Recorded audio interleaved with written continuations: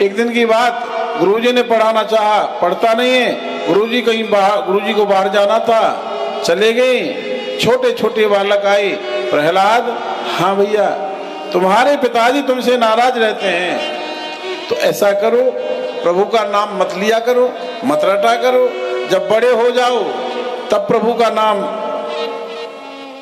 जप करना, वृद्धावस्था में जप लेना। बोले ना, प्रभु का नाम तो जपना सीखना है तो बाल अवस्था से प्रभु का नाम जपो, प्रभु की कथा सुनो बाल अवस्था से। बुढ़ापे में भगवान की कथा कोई सुन नहीं सकता है। इंतजार ही करते रहो कि बुढ़ापे में कथा सुनिए, पर बुढ़ापे में कथा कोई सुन नहीं सकता।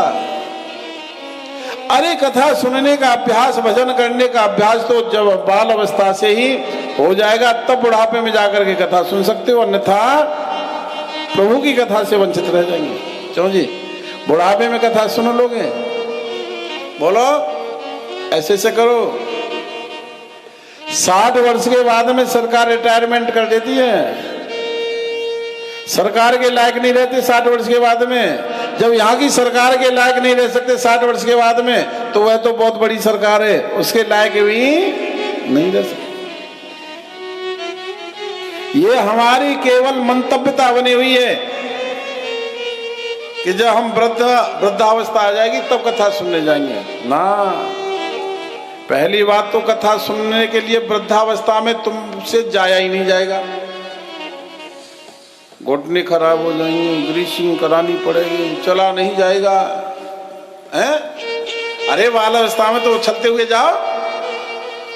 और यदि चले भी गए कथा स्थल तक तो जमीन पर नहीं बैठा जाएगा, तो कहाँ बैठेंगे? चेयरमैन बन करके चेयर पर बैठेंगे। अरे हम बॉम्बे में रहते हैं, कोई हंसी खिल थोड़ी है, चेयर पर बैठ के कथा सुनेंगे? हाँ? और यदि पीछे बैठ गए, कानों में से वो जो श्रवण शक्ति होती है बुढ़ापे में कम हो जाती है, आंखों से की देखने की शक्ति कम हो जाती है, ना तो व्यास जी नजर आएंगे, और जो व्यास जी सुनाएंगे वह भी अनसुने हो जाएंगे शब्द।